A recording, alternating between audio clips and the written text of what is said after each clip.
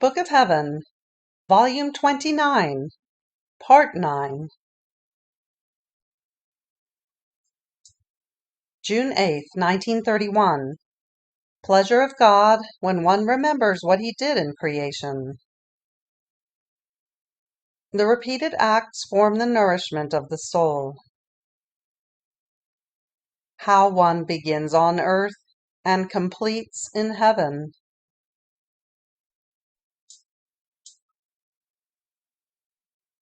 I feel the powerful force of the divine Fiat that calls me into it to follow its acts. So my little intelligence paused in Eden, in the act of the creation of man. What a solemn act! After having created all things as preparation to celebrate the one for whom he had created all creation as royal palace in which man was to live with all sumptuousness and comfort, such that he was to lack nothing.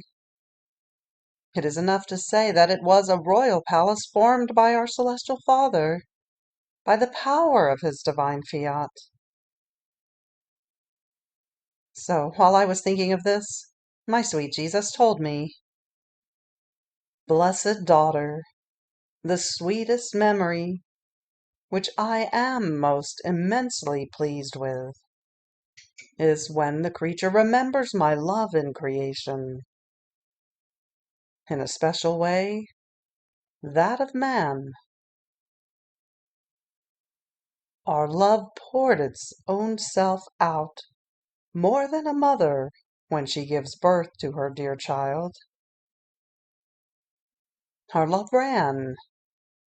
ran to enclose him within itself, so that everywhere, inside and outside of himself, he might find the prop of our love that says to him, 'I love you, I love you.' The sweet sound of our love whispers to his ear, palpitates in his heart, resounds strong and ardent kisses on his lips, tight embraces to carry him in our paternal arms, as triumph of our love, which at any cost wants to love the creature. So there is nothing sweeter, dearer, more pleasing than reminding us of with how much love we created man and all things. Our pleasure is so great that to the fortunate creature who comes before our adorable Majesty to remind us of this love of ours, so great, we redouble our loving bonds with her. We give her new graces, new light, and we call her the repeater of our feast. Because in creation everything was feast for us, and for all.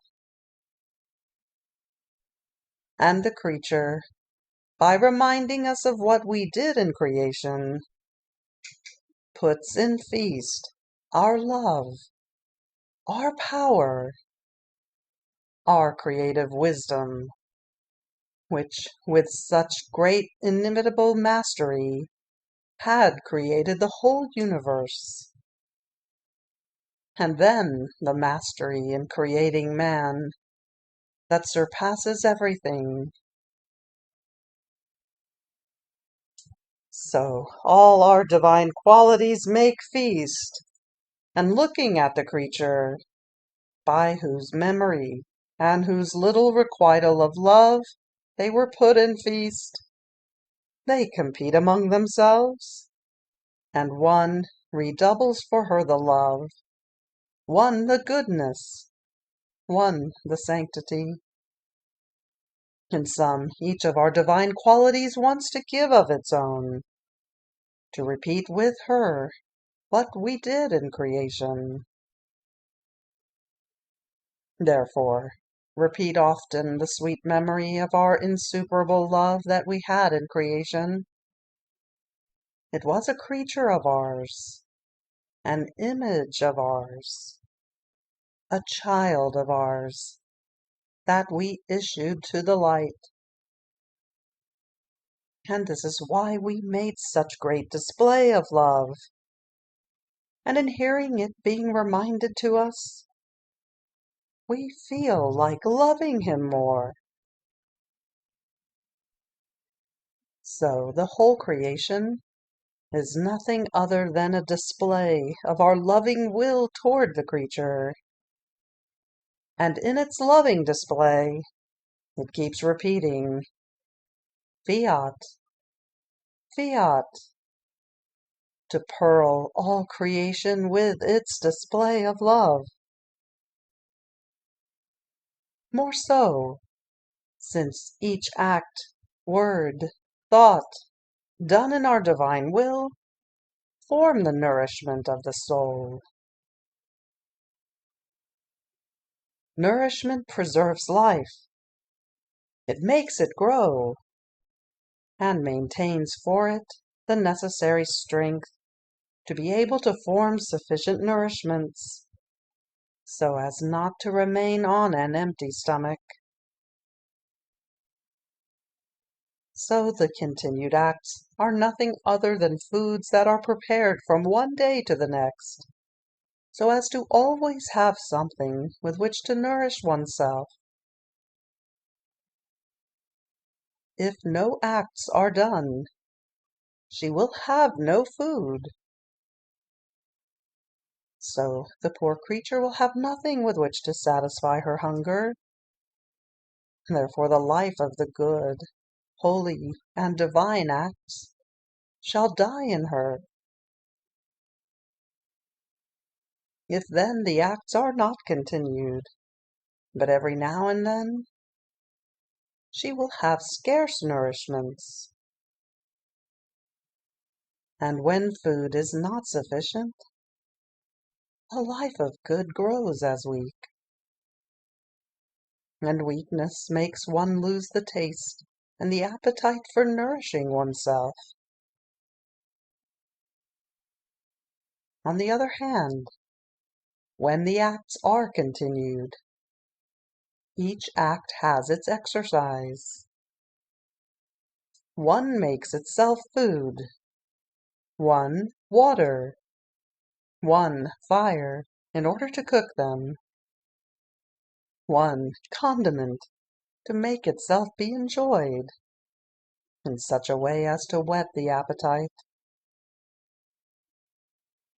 In sum, the repeated acts are nothing other than divine cuisine, forming the celestial dining for the creature. And oh, how beautiful it is to see the creature, who, with the continuation of her acts in our fiat, prepares for herself divine nourishments, and feeds herself with the foods of her celestial fatherland. In fact, you must know that one holy thought calls for another, one word, one good act calls for another, and one serves the other in order to be nourished, and nourishment forms life. Then I continued to think of the divine will, and of the great good that one receives by living all abandoned in its arms. And my sweet Jesus added, Good daughter, the great good of living of a divine volition is amazing and almost incomprehensible for the human creature. You must know that everything good, holy, that is done in my divine will is nothing other than seeds that germinate in the field of the soul, placing as though many seeds of divine light, which set a beginning that will have no end. In fact, everything that is done in my divine will is sown, germinates, grows in an admirable way on earth while one is living, but the completion will be formed in heaven. The final development, the variety of the beauties, the shades, the most beautiful and striking tints, will be given to her in the celestial fatherland. So each act done on earth will be like taking more room in heaven, one additional right, and an advanced possession of the celestial dwelling. For each additional act that she has done, the creature shall bring with herself new beatitudes, new joys, communicated to her by my will. My divine fiat never says enough to the creature. It wants to make her grow in sanctity, in grace, in beauty, unto her last breath of life down here. And therefore it reserves for itself to give the final brushstroke and completion as its full triumph in the celestial regions. Therefore, in my will there are no stops, and the circumstances of life, now of pains, now of humiliations, and now of glory, form the runs, in order to always run in it, to give it free field, to let it sow new divine seeds in the creature, which the divine fiat will take charge of cultivating and making grow in an admirable way, and of giving them completion in the celestial glory. Therefore, in heaven nothing begins, but everything begins on earth, and heaven completes. Fiat.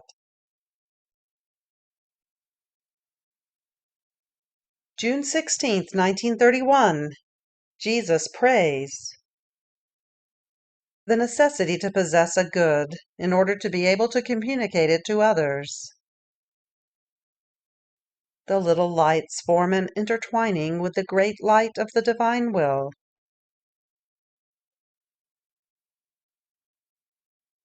My abandonment in the divine volition continues, though under the nightmare of the privations of my sweet Jesus. Poor heart of mine, how tortured it is, fatigued, for it cannot find the one who makes it breathe his celestial air, and palpitate the life of his very heartbeat. My Jesus, my life, did you yourself not use to tell me that you wanted me to live and breathe your divine air, and to form my life in your own heartbeat, so that mine might be dissolved in yours, and live of your heartbeat, and therefore of your love, of your pains, and of the whole of yourself?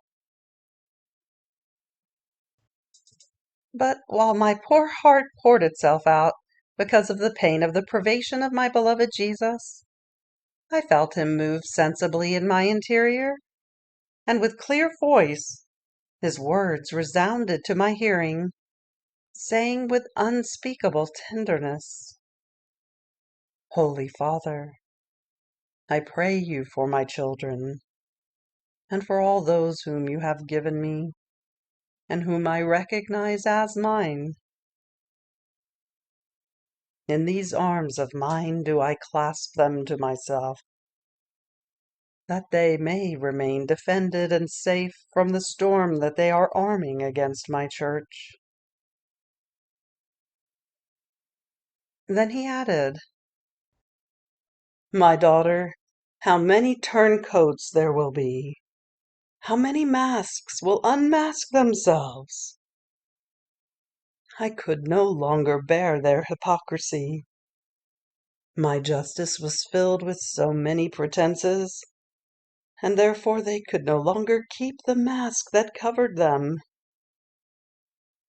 Therefore pray together with me, that those who must serve my glory may remain safe, and those who want to strike my church confounded.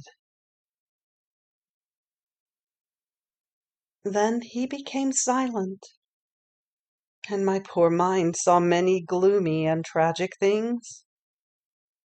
And while I was praying, my highest good Jesus repeated, "My daughter, in order to communicate a good to others, it is necessary to possess the fullness of the same good. In fact, by possessing it, one knows its effects, the substance, the practice of how that good is acquired. Therefore he will have the virtue of being able to infuse it in others, of knowing how to tell its beauties, the prerogatives, the fruits which that good produces. But if the soul has acquired just a sip of a good, of a virtue, and wants to start teaching it to others, she will not know in depth the fullness of that virtue. Therefore she will not be able to retell its great good, nor to give the practice of how to acquire it. So she will make the impression of a child who, having learned just the vowels, wants to act as a teacher to others. Poor child! He will act as a teacher for mockery, because he will not be able to go forward into other teachings. This is why the true saints have first filled themselves with love, with divine knowledges, with invincible patience, and other things. And when they have filled themselves so much, to the point of no longer being able to contain it within themselves, the outpouring of the good which they possessed that came out, they communicated to the peoples.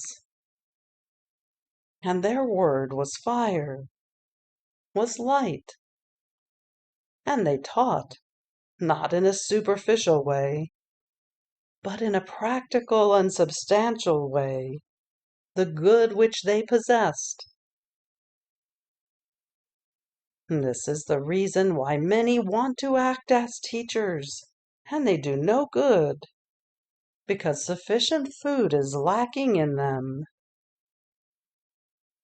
How can they nourish others?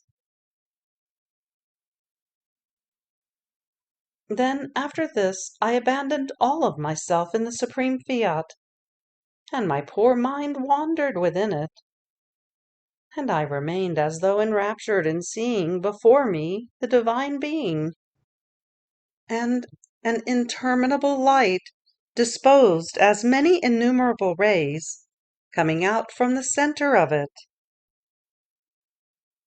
These rays were very often intertwined with little lights, which were bound to the interminable rays of the adorable Majesty, and which seemed to be a birth from the same light, and nourished themselves with light, to be formed as life of light, and grow as God wanted them. What enchantment is the divine height! Its presence enraptures. The eye is lost in its immensity and its beauty. The multiplicity of its infinite joys is so great that they seem to fall down, more than pouring rain, from its divine being. So one feels oneself being struck dumb, and therefore one can say little or nothing. Then, while I was all immersed in what was present to my mind, my beloved Jesus told me, daughter of my divine volition, look, this immense light is nothing other than the emanation of our will from the center of our divine being. As we pronounced the Fiat, it extended to form each created thing with its creative strength, and so that nothing might go out from inside its light, it kept within itself what it issued from our creative hands. So those intertwinings with the rays of our light that you see are nothing other than all created things. Some of them are as though in custody within our light, so that they may not suffer any change. Others, and these are the creatures who live in our will, are not only in custody, but in act of receiving continuously from God in order to grow, to nourish themselves with light, and form with their little lights, and intertwining with the very divine volition, so as to let it operate in the little light. So these little lights give the field to our divine Fiat, to render it continuously operating in them. It seems that they give us something to do, and they let us continue the work which with so much love we started in creation. And when the creature gives us the occasion to continue our work, giving us freedom to operate within her little light, we are so pleased with her that we render the little light operating together with our work, and we do not feel isolated on the part of creatures, but we enjoy the beauty of her company, and she enjoys our own. Therefore, by living of divine will, you never leave us alone, and you shall have the great good of enjoying our company. Fiat. June 23rd, 1931. How the creation manifests the divine paternity, and how God feels himself Father of those who recognize him in his works. I was doing my round in the creation, to follow the acts done in it by the divine will. It seemed to me that in each created thing the adorable will was present as noble queen, as center of life, to make in each thing its sweet encounter with the creatures. But only those who recognized it in each created thing received this encounter. In this happy encounter, the correspondences open on both sides. They celebrate together, and the divine will gives and the creature receives. But while my mind wandered by going around in the created things, my highest good, Jesus, told me, "My daughter, all creation manifests the divine paternity, the power, the love, the harmony of the one who created it." But do you know of whom do we feel ourselves father? Of one who remembers and recognizes all creation as property of her Creator, who, wanting to manifest his paternity toward the creatures, created so many beautiful things for love of them. So, one who recognizes them in order to requite him by loving him and thanking him, draws closer around her celestial Father as a daughter who recognizes his goods, and that if he created them, it means that he wants his daughter to possess his possessions within the possessions of her father. If you knew what our joy and happiness is in feeling ourselves Father, and in seeing our children close around us by means of our created things. So the creature, by remembering and recognizing what God has done for her, loves us as her Father, as we love her as our daughter. We feel that our paternity is not a sterile paternity, but fecund. In the same way, with one who remembers and recognizes what I did and suffered in my life and passion, I feel myself Redeemer, and I give her to possess the goods of redemption.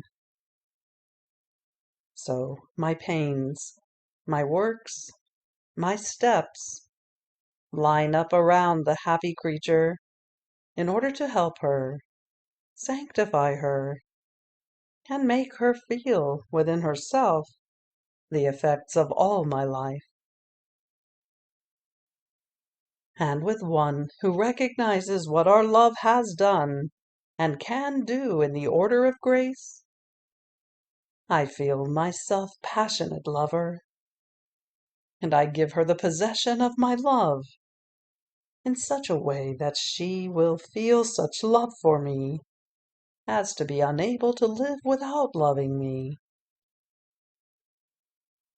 And since true love is in always doing my will, I make of her a prodigy of my love and of my will. What sorrow would it not be for a father to have children and not to see them around himself, so as to love one another and enjoy the fruit of his inmost being? And if these children did not possess the goods of their father, would it not be an even greater sorrow? Such is our divinity. We extended our paternity in an infinite way in all creation. As Father, we are all eyes over our children, that they may lack nothing.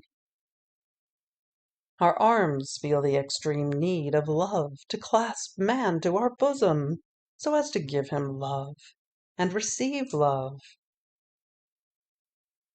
And when we see the creature running to us, wanting our embraces, oh, how happy we feel that our paternity is recognized and can carry out the office of Father for our children.